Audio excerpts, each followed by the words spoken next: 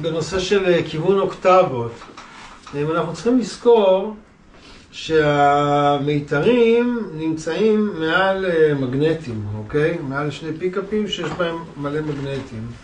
והמגנטים האלה יוצרים, הם מושכים הרי את המיתר לכיוון המגנט. הרבה פעמים מה שקורה, אם הפיקאפים הם מאוד גבוהים, אז הם מאוד מפריעים למיתר לרעוד בצורה נקייה וחלקה. כשאנחנו עושים כיוון פיקאפים, ואנחנו רואים שהמחוג על הטיונר הוא מרצד כל הזמן, והוא לא עובד לנו בצורה יציבה, אז יש שני דברים שאנחנו יכולים לעשות בשביל להקל עלינו. אחד, זה להנמיך את הפיקאפים, פשוט להרחיק אותם טיפה מהמיתרים.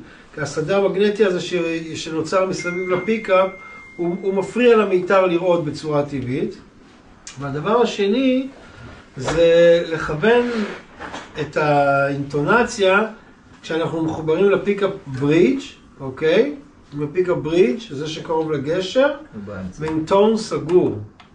ומה שקורה כשאנחנו עושים את זה, אז א' כל התדרים הגבוהים, שהם מה שבדרך כלל אומרים לטיונר להשתולל, אנחנו קצת מורידים אותם ברגע שהטון נסגר, ואז אנחנו מקבלים טיונר גם כן יותר יציב.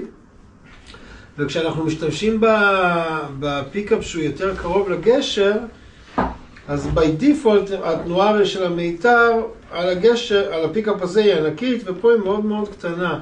אז התנועה הזאת היא קצת יותר מדויקת, והיא קצת יותר חדה, ולטיונר יותר קל לקרוא אותו. אז אידיאלית, אם אתם מתקשים עם טיונר שהוא רגיש מדי וכל הזמן הוא זז וקשה לכם לדייק את האינטונציה, אז תעברו לעשות את זה על הפיקאפ ברידג', תורידו טון ותנמיכו אפילו את הפיקאפ קצת, וככה אנחנו לפני הכיוון של הפיקאפ.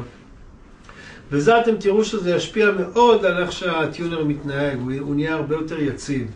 בסדר?